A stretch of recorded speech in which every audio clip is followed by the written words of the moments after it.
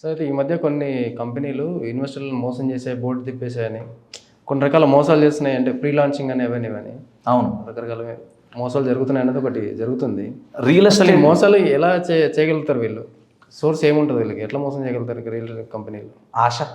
Simple. చాలా మంది జనాలు ఏమంటారంటే ఈ స్కీమ్లు పెట్టంగానే ఇన్వెస్ట్మెంట్ చేయడానికి తొందరపడతారు. Scheme is equal to scam. చాలా వరకు అలర్ట్ ఉండాలి స్కీమ్లలో ఇన్వెస్ట్మెంట్ చేసేటప్పుడు. ఎప్పుడు ఎక్కువ మోసాలు జరుగుతాయంటే first very important, builder reputation బాగాలేకపోతే. రెప్యూటెడ్ బిల్డర్ ఉన్నారా లేదా ఆయన అప్రూవల్స్ అన్నీ క్లియర్ ఉన్నాయా లేదా అన్న చూడాలి. చాలామంది ఏంటంటే ప్రీ లాంచ్లలో ఎక్కువ మోసపోవడానికి ఉంటుంది. ఇప్పుడు వాళ్ళు ఏం చేస్తారంటే ఒక ఏరియా చూపిస్తారు, అపార్ట్మెంట్స్ కానీ విల్లాస్ కానీ లేదా ఓపెన్ ప్లాట్స్ లేఅవుట్ కానీ వేసేటప్పుడు దానికి ఒక ఎల్పీ నెంబర్ అనేది వస్తుంది. ఆ నెంబర్ రాకముందే మేము ప్రీ లాంచ్లో ఇక్కడ ఇది చేస్తున్నాం అని చెప్పి వాళ్ళు బోర్డులు పెడతారు. గవర్నమెంట్ దీని మీద చాలా ఆర్టికల్స్ తెచ్చింది, చాలా రూల్స్ రెగ్యులేషన్ తెచ్చినప్పటికీ కూడా కొందరు ఏంటంటే మేము ఆల్రెడీ ఇక్కడ చేసినాం అక్కడ చేసినాం అని చెప్పి చూపించుకొని దీన్ని డెవలప్మెంట్ చేస్తాము ఇలా అవుతుంది అని చెప్పి ప్రీ లాంచింగ్లో వాళ్ళ దగ్గర కొంచెం అమౌంట్ కట్టించుకుంటారు. తర్వాత ఎల్పీ నెంబర్ వచ్చిన తర్వాత డెవలప్మెంట్ స్టార్ట్ అయిన తర్వాత కాస్ట్ ఎక్కువ ఉంటుంది, ఇప్పుడైతే తక్కువ వస్తుంది అని చెప్తారు. అలా అందరు మోసాలు చేయరు, కొందరు చేస్తారు. సో కొందరు చేసినప్పుడు మనం ఏముండాలంటే ఫస్ట్ వెరీ ఇంపార్టెంట్, మనం డాక్యుమెంటేషన్ క్లియర్ ఉన్నాయా లేదన్న చూసుకోవాలి. చాలామంది ఇక్కడే మిస్టేక్ చేస్తారు. ఏంటంటే ఒక ప్రాపర్ లాయర్ని కానీ ఒక రియల్ ఎస్టేట్ కన్సల్టెంట్ని కానీ రియల్ ఎస్టేట్లో ఎక్స్పర్ట్ని కానీ వాళ్ళ సలహాలు సూచనలు తీసుకోవాలి ఎప్పుడైనా సరే.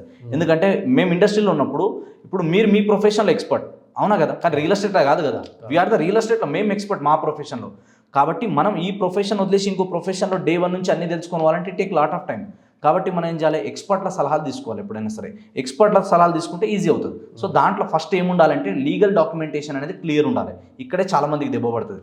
అందులో ఫస్ట్ లింక్ డాక్యుమెంట్స్ క్లియర్ ఉన్నాయా లేదా, తర్వాత ఈసీ ఇన్కంబరెన్స్ సర్టిఫికేట్ క్లియర్ ఉందా లేదా, దీని తర్వాత మనకి రెరా అప్రూవల్ ఉందా లేదా. మినిమం ఒక 5 ఫ్లోర్ బిల్డింగ్ కడుతున్నారు, ఒక స్టాండర్డ్ అయినా ఒక గేటెడ్ కమ్యూనిటీ అయినా దానికి రెరా అప్రూవల్ ఉందా లేదా, ఎంత టైం పీరియడ్ లోపు కన్స్ట్రక్షన్ చేసిస్తారు లేదా ఎంత టైం లోపు మొత్తం డెవలప్మెంట్ చేసిస్తారు, ఇది క్లియర్ ఉన్నాయా లేదా చూసుకోవాలి.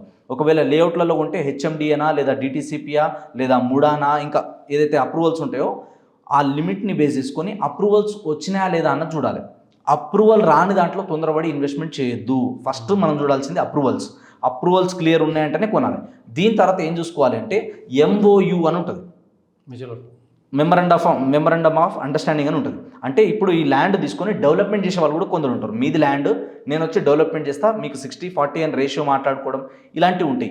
ఇవన్నీ క్లియర్ ఉన్నాయా లేదా, ఎంతమంది దాంట్లో పార్ట్నర్స్ ఉన్నారు, సో వాళ్ళు ఇంతకుముందు ప్రీవియస్గా ఏమైనా డెవలప్మెంట్ చేశారా లేదా, వాళ్ళ దగ్గర కొన్న కస్టమర్ ఫీడ్బ్యాక్స్ కానీ ఎలా ఉంది, వాళ్ళు నిజంగానే డెవలప్మెంట్ చేశారా లేదా, వాళ్ళ క్వాలిటీ ఎలా ఉంటుంది, ఇవన్నీ చెక్ చేసుకోవాలి. ఇవన్నీ చెక్ చేసుకోవాలంటే మనకు తెలియనప్పుడు ఆల్రెడీ తెలిసిన వ్యక్తుల త్రూ సజెషన్ తీసుకొని వెళ్తే సేఫ్ ఉంటుంది.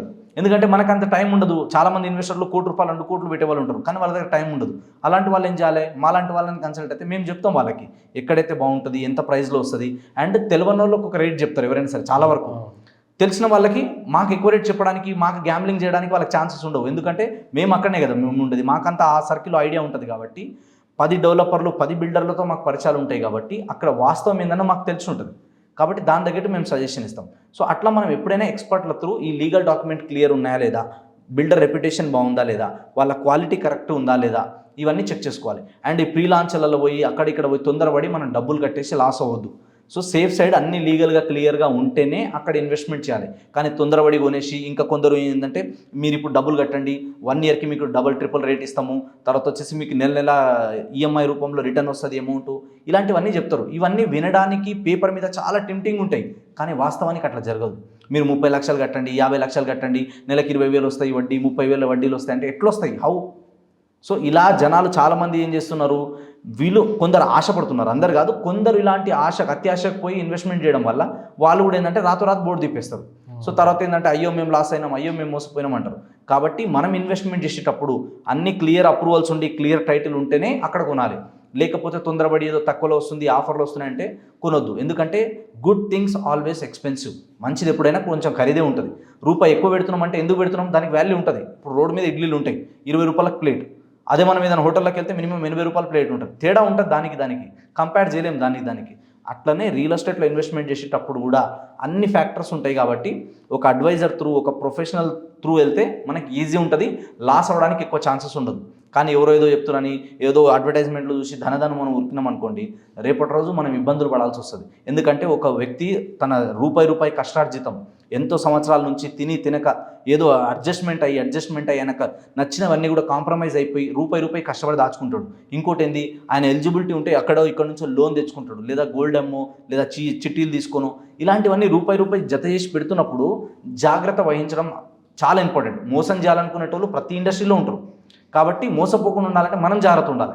మనం జాగ్రత్తలు తీసుకుంటే ఖచ్చితంగా సేఫ్ ఉంటుంది, సెక్యూర్ ఉంటుంది, ఎలాంటి ఇబ్బందులు ఉండవు. లేకపోతే అది రిజిస్ట్రేషన్ అవ్వనంత వరకు, అది రిజిస్ట్రేషన్ మన పేరు మీద కావాలంటే ఎప్పుడైతుందో, ఇలాంటివన్నీ ఉంటాయన్నమాట. కాబట్టి ఈఎంఐలలో కొనేటప్పుడైనా, ఫ్రీలాన్స్లలో కొనేటప్పుడైనా సరే కొంచెం జాగ్రత్తలు మనం చూసుకోవాలి.